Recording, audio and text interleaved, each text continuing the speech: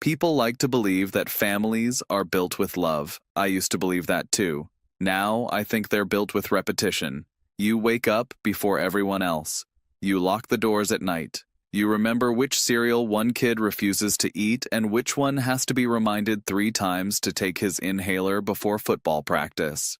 You pay bills nobody else notices. You fix things before they break badly enough for anyone to appreciate that they almost did. You repeat those little acts long enough and eventually they become invisible. That was my life for nearly 10 years. When Melissa and I bought our house outside Columbus, Ohio, it wasn't anything extraordinary. 3 bedrooms, a narrow driveway, a backyard just big enough for 2 boys to wear patches into the grass every summer. I remember standing in that empty living room after closing, sunlight pouring through the windows onto bare hardwood floors. Melissa squeezed my hand and smiled. "This feels like home," she whispered. I believed her. Not because of the walls, because of the people standing inside them. Melissa came with 2 sons, Logan and Tyler. Logan was entering middle school then, already quiet enough to make you wonder what thoughts he kept to himself. Tyler was younger, louder, forever leaving toy trucks in places guaranteed to hurt someone's foot. Their biological father still existed, of course. He simply didn't exist consistently. Some weekends he appeared, others he disappeared without explanation. Birthdays were sometimes remembered, sometimes forgotten. The boys learned early not to expect too much from him. I never tried to replace him. People assume every stepfather secretly wants to erase the man who came before. I never did. Children don't need replacement. They need reliability. So that became my job. I wasn't the exciting adult who showed up twice a year with expensive gifts. I was the man who knew where the insurance cards were. The man who kept spare house keys hidden in the garage. The man who made sure the furnace was serviced before winter and the air conditioner before summer. Nobody applauds those things. They're simply expected. Every month, the mortgage left my checking account with mechanical precision. Utilities followed: internet, insurance, groceries, soccer registration, football equipment, school supplies, dental cleanings, prescription refills. Money has a strange way of disappearing when you're raising children. You never resent spending it if you believe you're building something lasting. I believed exactly that. Melissa worked long hours at the hospital. Some mornings, she left before daylight, painted the neighborhood. Some nights, she came home too exhausted to finish dinner. So I filled the empty spaces without ever announcing that I was doing it. Permission slips landed on the kitchen counter. I signed them. Emergency contact forms arrived in backpacks. I filled them out. Parent portal passwords needed updating. I handled it. Teacher conferences had to be scheduled. I made the calls. If one of the boys woke up sick at school, my phone rang first because everyone knew I would answer. Always. I never complained, not once. I convinced myself these weren't obligations. They were investments. Every basketball game I attended, every science fair I applauded, every late-night homework assignment I helped untangle, every ride across town for practice, every Saturday spent changing oil in the old sedan before handing Logan the flashlight so he could help. I kept thinking those moments mattered. Not because they were dramatic, because they accumulated, like drops of water wearing away stone. I wasn't looking for gratitude. I wasn't waiting for someone to call me dad. Honestly, I would have been embarrassed if either boy had forced the word before they truly meant it. Respect couldn't be demanded. It had to grow. At least, that's what I told myself whenever I noticed little things that didn't quite fit. Logan introducing me by my first name, while his friends called their stepfathers Dad. Tyler thanking his mother for birthday presents I had spent weeks choosing. Family photos where I somehow always ended up standing slightly apart, smiling just enough to convince myself I belonged. Tiny moments, easy to ignore. So I ignored them. Hope has an incredible ability to explain away discomfort. I told myself they were growing. Teenagers become distant from everyone. One day they'd understand who had been there every ordinary Tuesday when nothing exciting happened. Because that's where families are actually built. Not on holidays, on ordinary Tuesdays. Looking back now, I can see the warning signs scattered across those years like cracks in fresh paint. At the time, I called them imperfections. I never imagined they were fractures. I certainly never imagined how quickly an entire decade could collapse under the weight of a single sentence. The parent-teacher conference was supposed to be routine. Melissa almost didn't make it. She called me that afternoon while I was finishing paperwork at the office. Her voice sounded exhausted, the way it always did after 12 hours at the hospital. "Ethan, I don't think I can get there on time." "That's fine," I told her. "I'll be there." "You don't mind?" I actually smiled. "When have I ever minded?" She laughed softly before hanging up. That conversation stayed with me longer than it should have. Not because it was important, because it was ordinary. For nearly 10 years, ordinary had been my role. I was the dependable one. If Melissa couldn't attend, I went. If Logan needed someone in the audience, I was there before the first chair filled. If Tyler forgot a permission slip, I drove across town during my lunch break so he wouldn't miss another field trip. Nobody assigned me those responsibilities. I accepted them, one by one, until they became part of my identity. By the time I arrived at Logan's high school, the parking lot was already crowded. Parents walked through the front entrance carrying folders, coffee cups, and the quiet anxiety that always surrounded conferences. I recognized several of them. Over the years, we'd sat beside one another during football games, school fundraisers, choir concerts, and science fairs. Some greeted me by name. "Evening, Ethan. How's Logan doing this semester?" The conversations were brief, polite, familiar. The kind shared between parents who had crossed paths often enough to recognize each other without ever becoming close. Inside, the hallway smelled exactly the way schools always do. Dry erase markers, floor wax, old books, fresh printer paper. It was strangely comforting. I signed the attendance sheet without thinking. My handwriting had appeared on so many school forms over the years that writing my name beside Logan's felt automatic. Another routine, another responsibility. The secretary smiled when she saw me. "Good evening, Mr. Carter." "Evening." "Melissa couldn't make it?" "Running late from work." She nodded without surprise. "You're listed on everything anyway." Everything. The word barely registered at the time. I simply thanked her and walked toward the conference room. Logan was already there. He barely looked up from his phone when I entered. His teachers sat around a long table with folders spread neatly before them. The principal occupied the chair at the end, exchanging polite greetings with parents as they entered. I took the seat beside Logan. He shifted slightly, not away from me, just enough that I noticed. Melissa hurried in 2 minutes later, apologizing for traffic before slipping into the remaining chair. The meeting began normally. Attendance, grades, class participation, future college preparation. The teachers praised Logan's intelligence. They said he learned quickly, performed well on exams, and had real potential if he stayed focused. I felt proud listening to them, not because I believed his accomplishments belonged to me, because I'd watched him work for them. Late nights studying at the kitchen table, weekends spent finishing essays, hours practicing presentations while I listened from the living room. Watching someone grow into themselves is a quiet privilege. Then one teacher mentioned attendance. There have been several unexplained absences this semester. I frowned. That surprised me. Logan had always told us he was going to school. I waited until the teacher finished speaking before asking calmly, "Do those absences usually happen on specific days? Maybe there's a pattern we're missing." It wasn't an accusation. It wasn't even criticism. It was a question, a simple question. Logan looked up. For the first time that evening, he looked directly at me. His expression wasn't embarrassed. It wasn't defensive. It was irritated, like I had spoken out of turn. Before any teacher could answer, he interrupted, "He's not my father." The room stopped breathing. Every conversation beyond the conference room suddenly seemed impossibly distant. Logan didn't lower his voice. "He shouldn't be butting into this." Nobody moved. The principal stared at the papers in front of him. One teacher slowly removed her glasses. Melissa turned toward Logan with a look of absolute disbelief. I didn't feel angry, not immediately.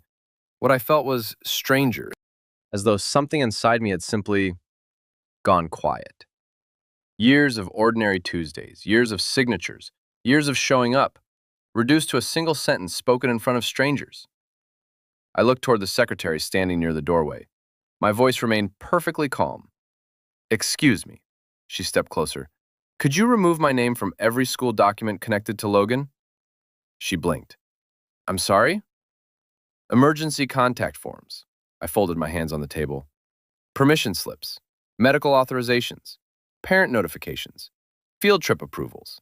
Every document requiring my signature." The room remained silent. If I'm not his parent, Those records should reflect that. Nobody interrupted me. Nobody argued. I simply leaned back in my chair and waited. The secretary hesitated before quietly leaving the room. For the first time in nearly 10 years, I stopped volunteering to carry something that wasn't mine. The secretary returned 10 minutes later with a folder pressed against her chest.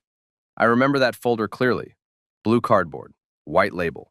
Logan Carter, student records. It looked too small to hold so many years of my life. The meeting had not recovered after Logan's words. The teachers tried to continue, but every sentence came out careful and thin. Melissa sat stiff beside me, her hands locked together on the table, her wedding ring catching the fluorescent light whenever her fingers trembled. Logan stared at his phone again, as if nothing had happened, as if he had not taken a blade to the room and left everyone watching the blood spread. The secretary cleared her throat. "Mr. Carter, I pulled up the school records." I nodded. She looked uncomfortable, not hostile, not judgmental, just trapped inside a procedure that had suddenly become human. "You are currently listed as primary emergency contact, authorized pickup, medical release signer, field trip signer, disciplinary contact, and academic notification recipient." Each title landed like a stone. Primary, authorized, signer, contact, recipient. Words that had once made me feel included now sounded like evidence in a trial. She continued quietly, "If I remove you, we need to know who will replace you for those responsibilities." Nobody answered. The principal shifted in his seat. Melissa looked at the secretary, then at Logan, then at me. For once, she had no quick explanation, no soft excuse, no gentle bridge over the damage. The secretary glanced at Melissa. "Mrs. Carter, would you like to be listed as sole contact for everything?" Melissa opened her mouth, closed it. Her work schedule was not a secret. The school knew it, I knew it, Logan knew it. Everyone in that room knew she often missed calls because she was with patients, inside rooms where phones were silenced and emergencies belonged to strangers. I can try," she said. Try. That was the word, not "I will," not "of course." Try. The secretary wrote something down. "And medical releases?" Melissa's face tightened. "If Logan is injured during school hours or on a trip, someone has to authorize treatment if we cannot reach you immediately." The room seemed smaller then, too bright, too airless. I looked at Logan. He did not look back. The secretary continued, growing more nervous with every question. "There are 2 upcoming field trips. One requires overnight authorization. There are also attendance intervention forms that need a parent or guardian signature. And if disciplinary review becomes necessary because of unexcused absences, the listed guardian must attend." Melissa whispered, "I understand." But she didn't, not yet. None of them did. They understood the insult. They did not understand the machinery behind my presence. They did not understand how many locks my name had quietly opened, how many forms moved because I signed them before anyone asked, how many problems died in silence because I answered the phone on the first ring. The secretary finally turned back to me. "Mr. Carter, are you sure?" It was a kind question, maybe too kind. For one brief second, I almost hated her for asking. Because kindness invites weakness, and weakness had kept me in that chair for nearly a decade. I looked at Logan again, my stepson, the boy whose winter coat I had bought 2 months before, the boy whose phone bill drafted from my account every month, the boy I had driven through snowstorms, sat beside in urgent care, waited for outside locker rooms, defended when teachers misunderstood him, praised when he succeeded, worried over when he came home too quiet. He was still looking down. That told me everything. "Yes," I said. "Remove me." The pen scratched across paper. Such a small sound. Such a final one. Melissa inhaled sharply beside me, but she said nothing. That silence hurt worse than Logan's sentence. A child can be cruel. A wife should not be absent while he is. The secretary gathered the forms. "I'll process this today. Some systems may update by tomorrow morning." "Thank you," I said. My voice sounded like it belonged to another man. The meeting ended shortly after that, though no one called it an ending. The principal thanked us for coming. The teachers collected their folders. Chairs scraped.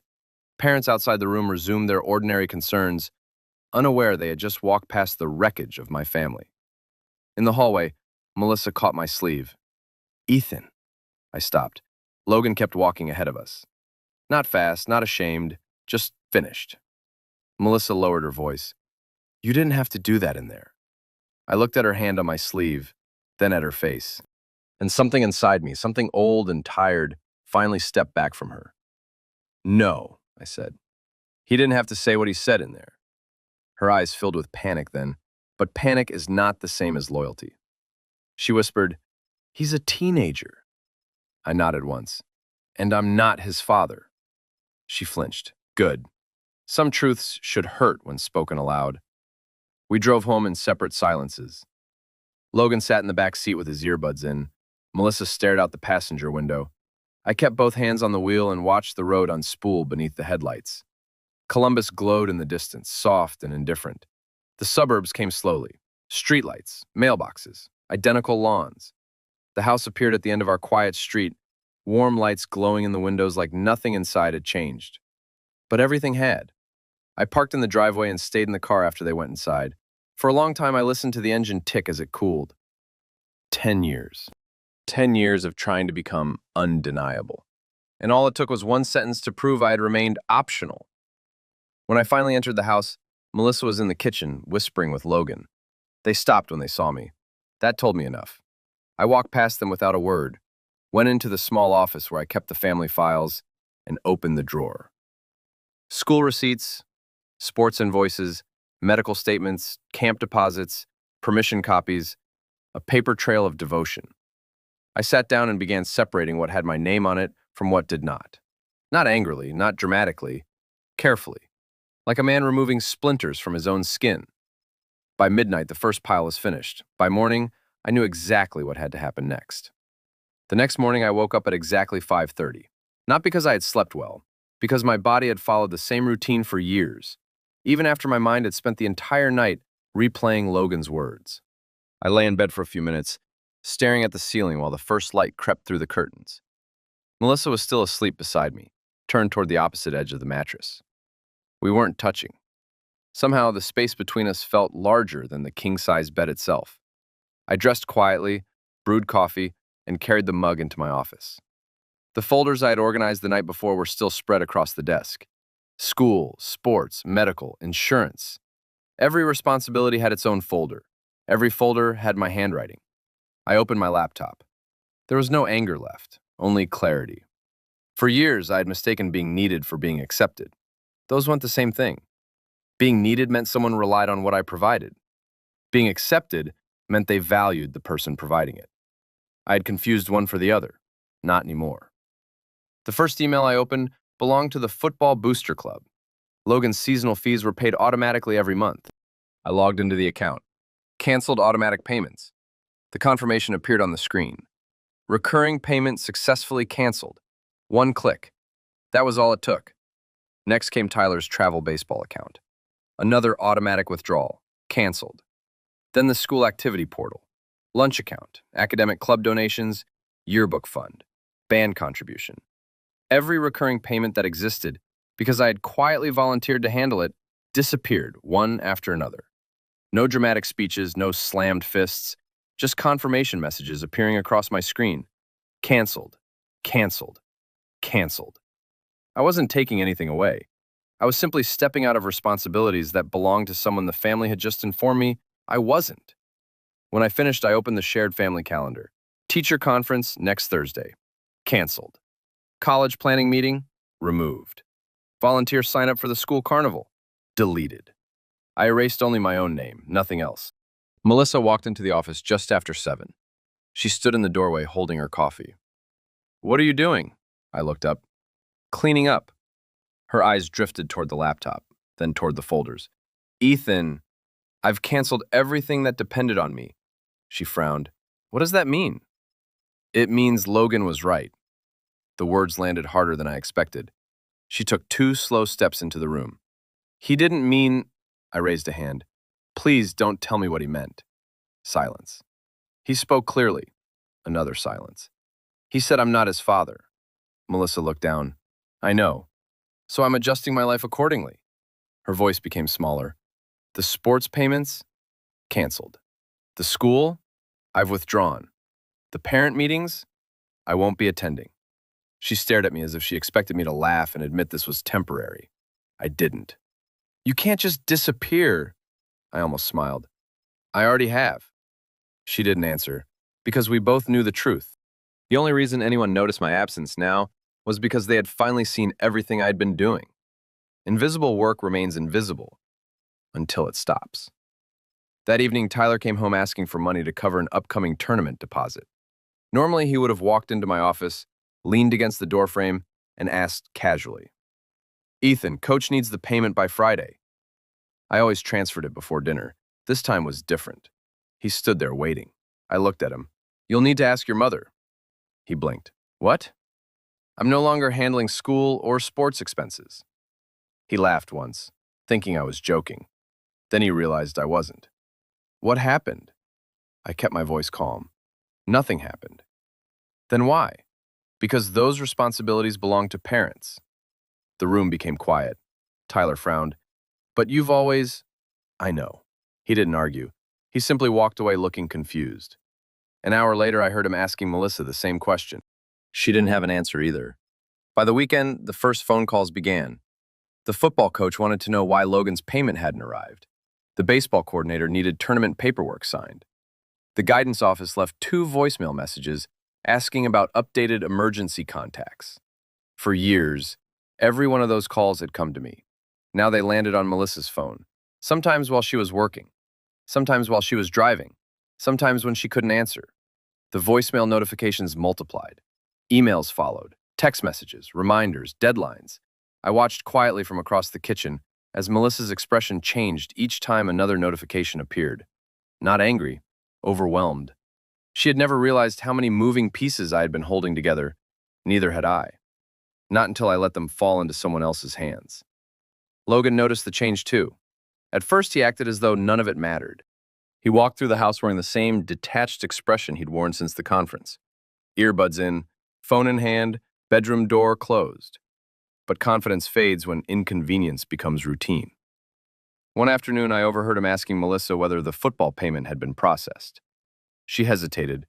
I'm working on it." "When?" "I'm trying." Trying. The same word she'd used at the conference. Now it sounded even smaller. For nearly a decade, I had made sure problems disappeared before anyone else noticed them. Now, for the first time, everyone was watching them arrive in real time. And I did nothing, not because I wanted them to suffer, because they had finally asked me to stop carrying burdens that weren't mine. I was only respecting their wishes.